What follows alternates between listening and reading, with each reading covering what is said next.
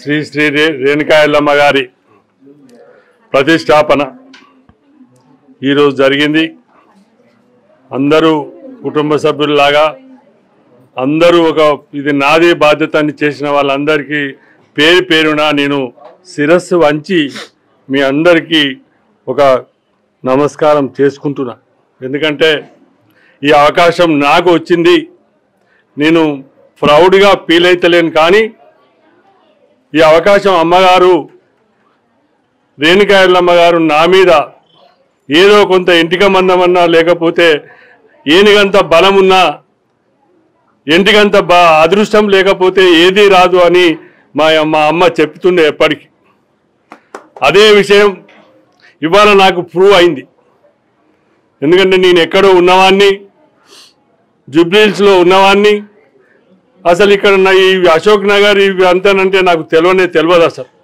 ఇక్కడికి కూడా నేను ఎప్పటికీ రాకపోయినా అమ్మవారి అనుగ్రహంతో వీళ్ళందరూ ఇక్కడ సెక్రటరీ కానీ ఇక్కడ ఉన్న స్టాఫ్ వాళ్ళందరూ ఒక ముహూర్తం పెట్టుకున్నారు. వాళ్ళు డిసెంబర్ 11 అని పెట్టుకున్నారు. పెట్టుకున్న తర్వాత నా దగ్గరికి డిసెంబర్ 5 నాడు నా దగ్గరికి వీళ్ళందరూ వచ్చినారు. సార్ మీ పేరు అనౌన్స్ అయింది, మీరు ఎట్టి పరిస్థితిలో మేము గుడి కట్టాలనుకుంటున్నాం సార్ అన్నారు. గుడి కట్టడానికి నా అబ్జెక్షన్ ఏముంటుందని నేను అనుకున్నా. కానీ ఇక్కడ ఎప్పటి నుంచో గుడి కట్టాలంటే అందరికీ ఒక దయ్యంలాగానో భూతంలాగా చూపించారు అందరు.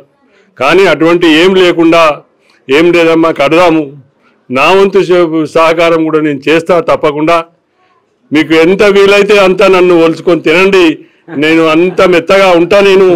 కాబట్టి నాకు కఠినం అనేది ఉండదు, నాకు కోపం అనేది అసలుకు ఉండదు అని అంటే మేడం వాళ్ళు కూడా వీళ్ళందరూ వెంకటేష్ వీళ్ళందరూ వచ్చిన వాళ్ళు కూడా చాలా సంతృప్తి చెంది, మరి ఎట్లా సార్ మీరు ప్రమాణ స్వీకారం చేసినాక అంటే అదే రోజు పెట్టండి నాది కూడా.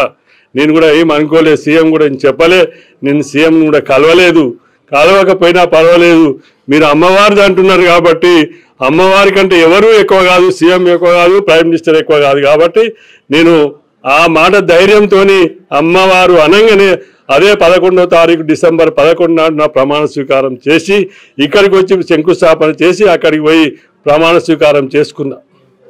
ఆ చేసుకున్న గడియ నుంచి మా మీద ఏదో ఉన్నట్టు, మా మీద ఏదో ఈ అమ్మవారు నాకు మనం దీన్ని శంకుస్థాపన చేసినాం, ఈ శంకుస్థాపనలో ఎటువంటి ఆటంకం రాకూడదు, వస్తే ఎవరైనా దీన్ని శంకుస్థాపన చేసిన వాళ్ళనేది పేరు ఫస్ట్ పోతుంది.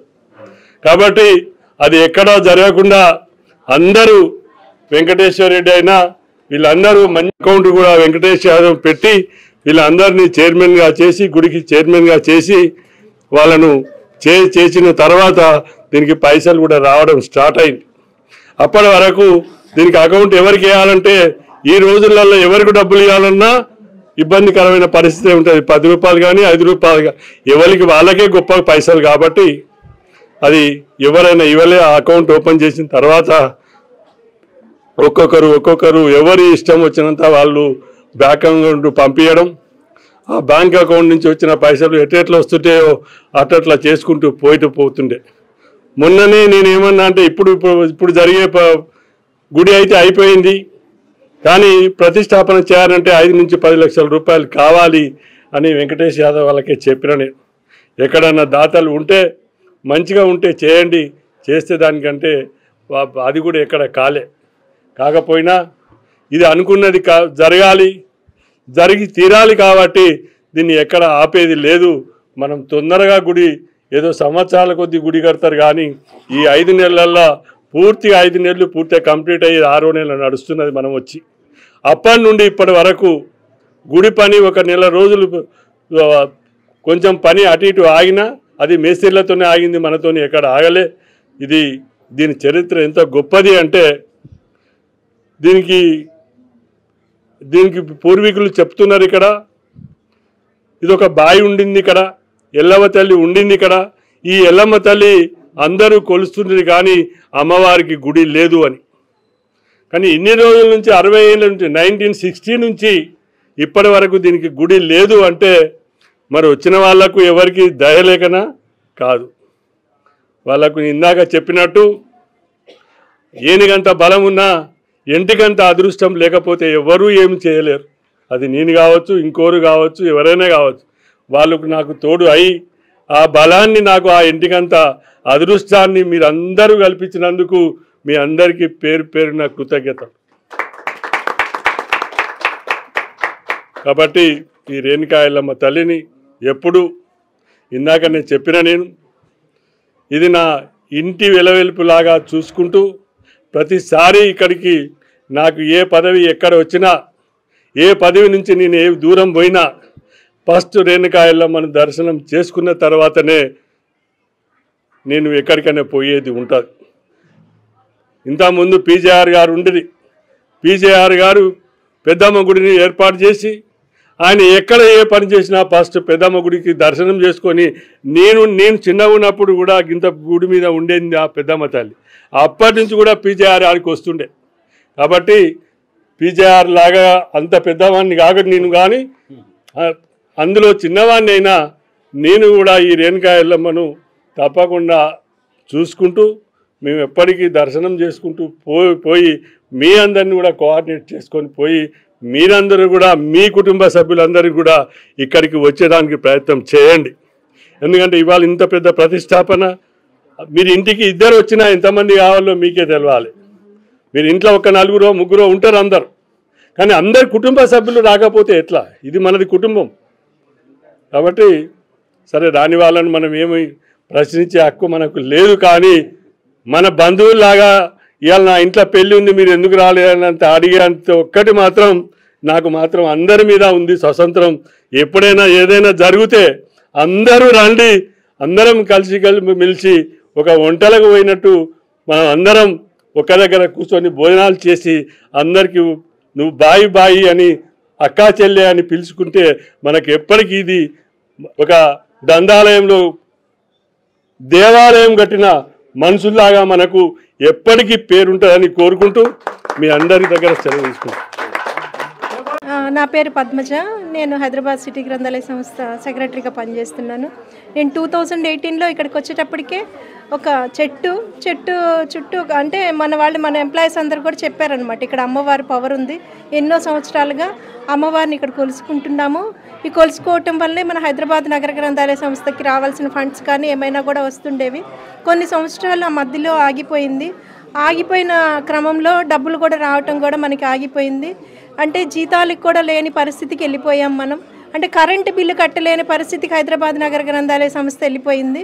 కాబట్టి మళ్ళీ మనం అమ్మవారిని ఇక్కడ నిలుపుకొని మళ్ళీ అన్ని బోనాలు అవన్నీ చేసుకుంటే మనకి అన్ని విధాల నిధులు కానీ ఇవన్నీ కూడా అన్ని ఎంప్లాయీస్కి రావాల్సిన అన్నీ కూడా మనం సక్రమంగా చేసుకుంటామనే ఉద్దేశాన్ని మా ఎంప్లాయీస్ మా దృష్టికి తీసుకొచ్చారు. అప్పుడున్న చైర్మన్ కానీ వీళ్ళు మన ఎంప్లాయీస్ కానీ అందరూ కూడా రావడంతో అప్పుడు చిన్నగా గుడి మేడం వాళ్ళు నిర్మించారు. అంటే ఆ చెట్టుకే పూజ చేస్తూ ఉండేవాళ్ళు. అంటే ఆల్రెడీ ఉన్నదే 60 ఏళ్ళగా అమ్మవారు ఇక్కడ ఉన్నది అన్నదే మనకి తెలిసిన విషయం, అంటే మన ఎంప్లాయీస్ ద్వారా తెలిసిన విషయము.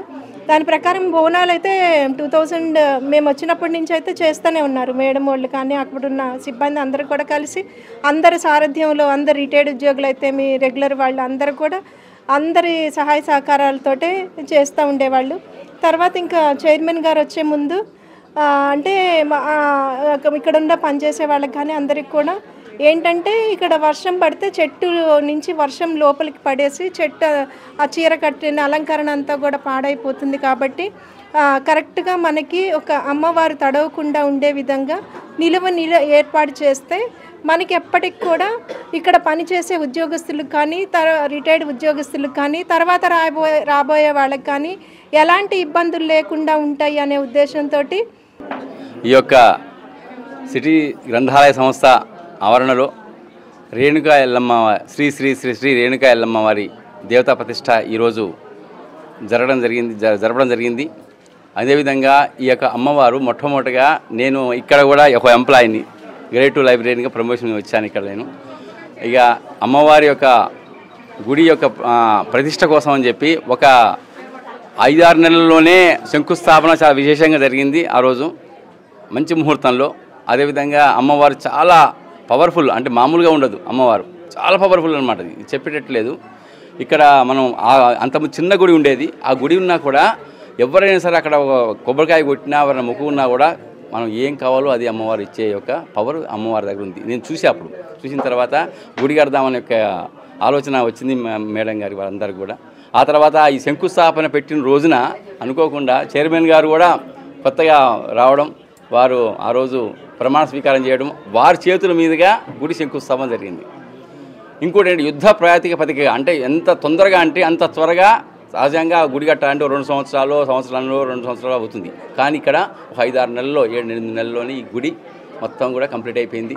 అంతేకాకుండా ఈ యొక్క ముహూర్తం ఈరోజు ఏకాదశి శుక్రవారం, ఈరోజు అమ్మవారు ఆ రోజు శుక్రవారమే ఏకాదశి, ఈరోజు కూడా శుక్రవారం ఏకాదశి. అమ్మవారు రేణుకా అమ్మవారి యొక్క నక్షత్రం మీద సుముహూర్తం చూడడం జరిగింది, చేసాము అది అంత విషయంగా. అదేవిధంగా ఈరోజు 3 రోజుల నుంచి, ఈరోజు మొన్నటి నుంచి కూడా 3 రోజులు, మొత్తం 3 రోజులు ఈ యొక్క ప్రథమ ద్వితీయ తృతీయ దివసంలో అమ్మవారి యొక్క చండీ హోమం మరియు ఆ యొక్క అమ్మవారి యొక్క కలశ స్థాపనలు, ఆయాతన యజ్ఞాలు, ఇవన్నీ చండీ హోమాలు ఇవన్నీ జరిగింది. ఈరోజు పూర్ణాహుతి అమ్మవారిని ప్రతిష్ఠ చేయడం, యంత్రం యొక్క అమ్మవారికి యంత్రాన్ని స్థాపించడం జరిగింది.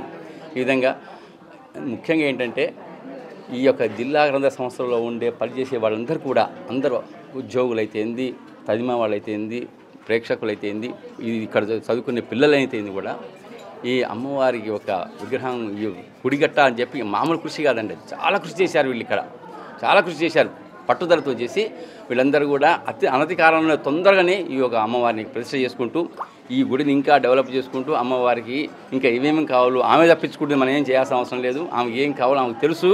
అందరిని కూడా ఎవరిని ఎక్కడ రప్పించుకోవాలో ఆమె రప్పించుకుంటుంది, చేయించుకుంటుంది. విధంగా ఇంకా డెవలప్ అయ్యి ఈ సిటీ గ్రంథాలయ సంస్థ పెద్ద సంస్థగా కావాలి. దీంట్లో అందరూ కూడా ఉద్యోగులందరూ కూడా ఉన్నత ఉద్యోగాలు, ఉన్నత పదవులు, దీంట్లో ఉండే యొక్క పనిచేసే వారి యొక్క చైర్మన్ గారు కూడా ఉన్నత పదవులు కలగాలి అని ఆ యొక్క అమ్మవారి యొక్క కృపకు ఆశీస్సులు కావాలని చెప్పి అమ్మవారి అందరికీ శ్రీ శ్రీ శ్రీ రేణుకా ఎల్లమ్మ దేవి ఆశీస్సులు ఉండాలని కోరుకుంటున్నాము. అతి తక్కువ సమయంలో హైదరాబాద్ నగర గ్రంథాలయ సంస్థలో ఏర్పాటు చేసుకోవడము ఎంతో అదృష్టము. సార్ చెప్పినట్టుగా మా chairman sir Upender Reddy sir మా చైర్మన్గా పేరు అనౌన్స్ చేయడము, 3 రోజులలో సార్ వచ్చి డిసెంబర్ 11వ తేదీన భూమి పూజ చేయడము మా అదృష్టంగా భావిస్తున్నాము. సార్ వచ్చి ఏ రోజు భూమి పూజ డిసెంబర్ 11 చేశారో ఆ రోజు నుంచి ఈ రోజు వరకు ఒక పని కూడా, గుడి నిర్మాణము పనులు ఎక్కడ కూడా ఆగలేదు. అదేవిధంగా సంకల్ప బలం ఈ గుడి నిర్మాణానికి ముందుగా కృషి చేసిన మా కార్యదర్శి శ్రీమతి పద్మజ మేడం గారు గట్టిగా సంకల్పం చేసిండ్రు.